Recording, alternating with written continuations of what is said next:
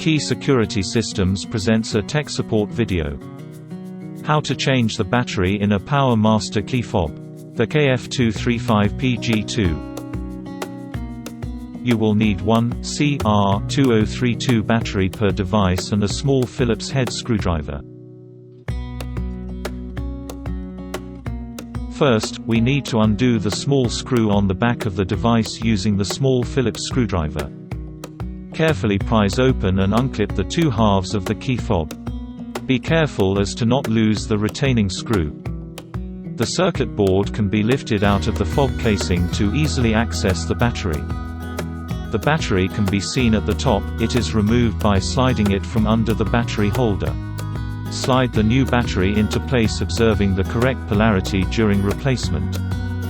Reinsert the circuit board and replace the two halves back together, ensuring they are aligned.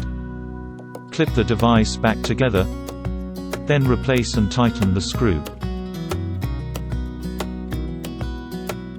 Test the key fob by pressing any button and an LED light should illuminate. To learn more about the PowerMaster security system and other Visonic devices, please visit www.keysecurity-systemsltd.com.